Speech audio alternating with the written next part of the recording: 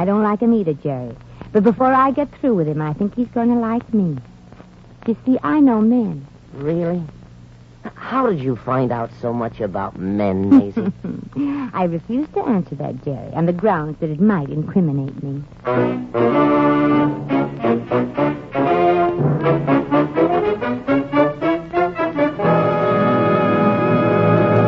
The Adventures of Maisie, starring Ann Southern, will continue in just a moment.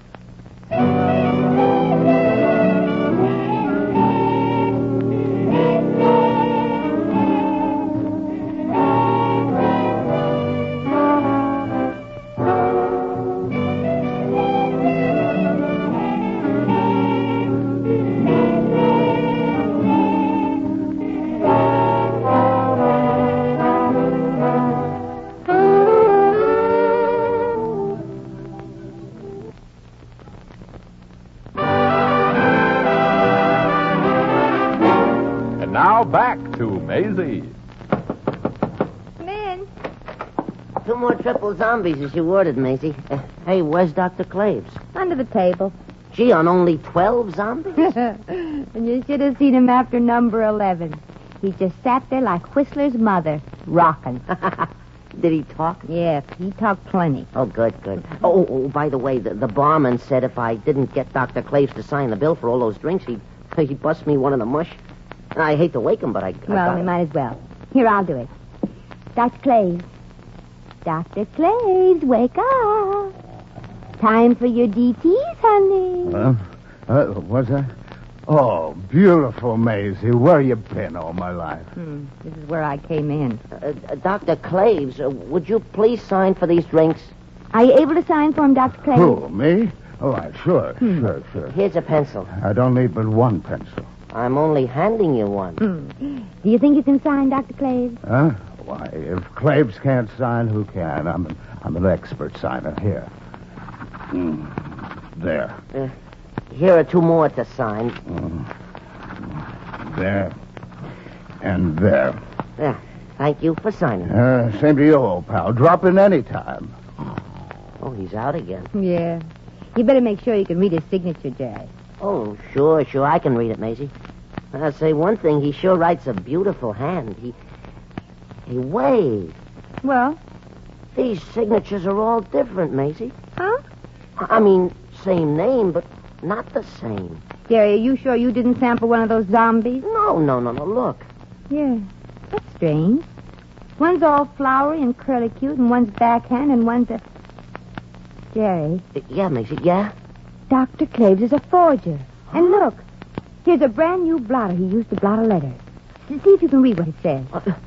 It's all backwards like. Well, look, I'll hold it up here to the mirror, and you read it. There. What does it say? It says, Dear Gloria. Yeah. I don't love you, so you can have your freedom. Go on, Jerry, yeah. But I demand a 50-50 split of every cent you've got. That is it. Jerry, that's it. Sure. What's what? Dr. Claves took the real letter Jack Fuller wrote to Gloria, and he wrote this one instead. Oh. Now listen, Jerry. Here's what we'll do. Yeah, Maisie. We're going to take this blotter to the police as evidence.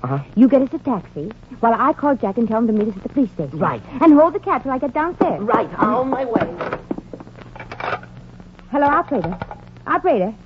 Yes, I want the Hotel Belleville in a hurry. Mr. Jack Fuller, please. Drop that phone. Huh? You heard me. Go away, honey. Only one thing will stop me from making this call. Drop that phone or I shoot. That's the one thing. Miss Ashburn, is that thing in your hand? It sure is, and I know how to shoot it, too. No, you don't. Don't try to hide that blotter. Hand it to me or I'll... Sure. Who needs a dirty old blotter? Don't play possum with me, honey. So you're on to Claves and his penmanship act, eh? Yeah, and you can't get away with this, darling. Oh, can't I? No, you can't. I'll call the police. You'll do nothing because you'll be lying here on the floor bound and gagged. You wouldn't dare. Oh, no? I'll do even more. Just to give you something to occupy your mind, I will tell you what Claves and Gloria and I will be doing while you're lying here.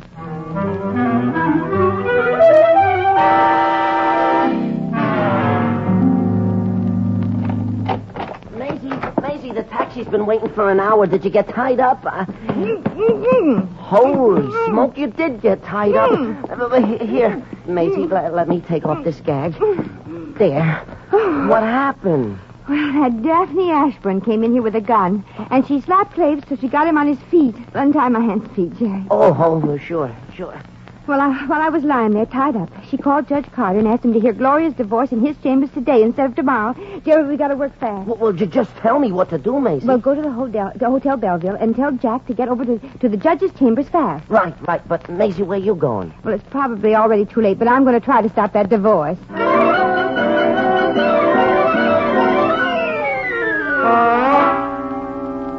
There being no further testimony and evidence in the case of Fuller versus Fuller, the court is inclined to enter a bill of divorcement in favor of the plaintiff. Now, Mrs. Gloria Fuller, if you'll just step to my desk and sign. Yes, Judge Carter. I object. Your Honor, I object. And just who might you be, young woman? Well, I'm a friend of the groom. Divorcee. I'm a friend of Jack Fuller, and he loves Gloria, and she doesn't really want a divorce if she only knew the facts. May of the we case. have order, please? Although these are my private chambers, this is still a court of law. Mrs. Fuller, do you know this young woman? Well, I've seen her, Judge Carter, she's pestered Gloria before. She's a cheap, phony blonde. Phony. I'll show you the roots. I'll show you my baby pictures. Your Honor, would you allow me to speak for a moment as a doctor? I'll allow anybody to speak if they'll clear up this nonsense. All right, Dr. Claves. Thank you. This young woman is Maisie Revere. I had a chance to observe her very closely earlier today when she came to me as a patient. I went to you as a patient. You were blotto and flat on your back. What is this? Please, Your Honor, I'm demonstrating something, so I ask you to listen closely. Now, Maisie, just how would you describe me to Judge Carter here? I describe you as the heel who's been forging letters to make Gloria believe her husband is after her money. Oh, that sounds fantastic. As you can see, Your Honor, this is obviously an acute case of hyperophronia. That's a lie. I never had anything but the measles. Now, Maisie, just be calm now. Do you know the meaning of hyperophronia? Well, no. But I've been vaccinated, and I can prove it. No, never mind. Hey, wait a minute.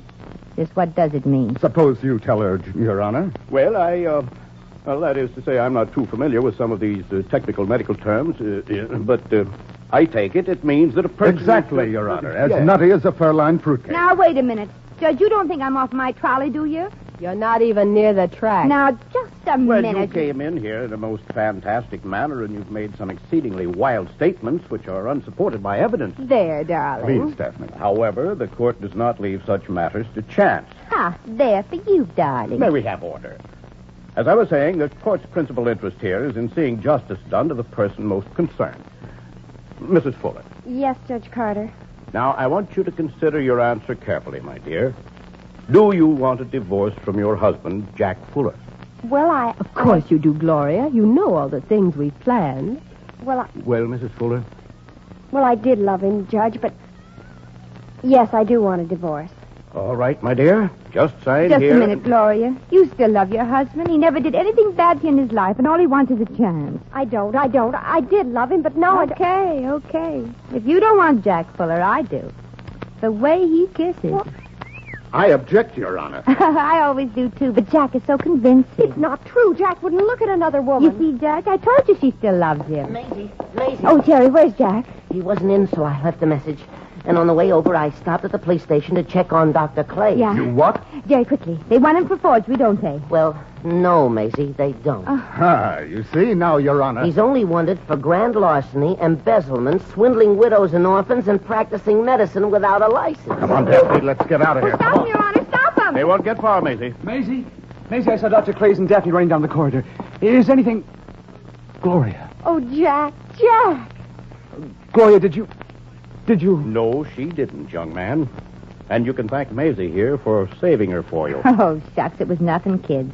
And Gloria, as far as Jack and me and that kissing stuff, that was also nothing. Oh, Maisie, you're a real pal. The best pal a guy ever had. And you and I and Gloria are going to have some real times together, just the three of us. Huh, Gloria? You will forget all this stuff that happened. All right, darling. But on one condition. I'll do anything, honey, anything. I don't trust a real close pal as beautiful as Maisie here. You don't mind, do you, Maisie? Oh, of course not, honey. Sometimes when I'm with a handsome man, I don't trust myself either. So what? Well... If you even so much as smile at me again, she'll come right back here to Reno. Right, Flo? Right, Maisie. Jack and I are going back home for a second honeymoon. Oh, but Maisie, what about you? Oh, don't be silly, Jackie. What would I do on your honeymoon?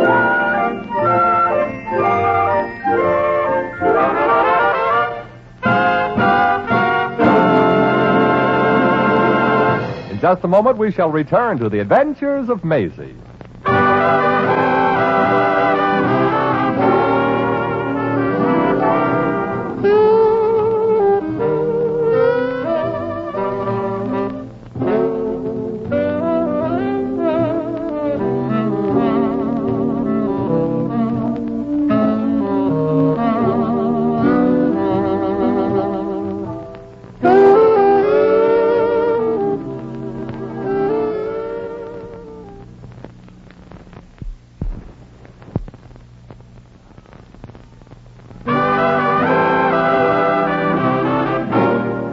Now, once again, here's Maisie. And so Jackie and Gloria went back to Texas. Golly, those kids sure are proud of Texas. And I guess maybe they should be. After all, the United States is part of it. Too bad the court couldn't do anything about little Daphne. She hadn't broken the law, only bent a little. But that wolf in sheep's clothing will be getting what's coming to her, no matter where she's run off to. There's one thing about being a louse. No matter where you go, you gotta take yourself with you. Well, come on, feet. We still gotta find that nightclub. Gosh, I sure am tired from all that walking. Golly, why can't people be born with their feet higher up so they won't have to keep pounding the pavement?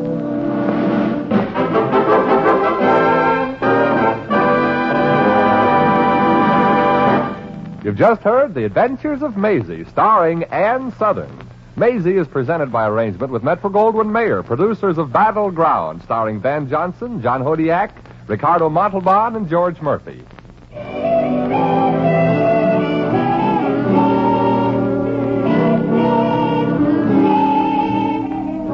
Maisie was written by Arthur Phillips. Original music was composed and conducted by Harry Zimmerman. Supporting cast included Sidney Miller, Hugh Studebaker, Stanley Waxman, Mary Shipp, Bob Cole, Jerry Hausner, and Rhoda Williams. Jack McCoy speaking.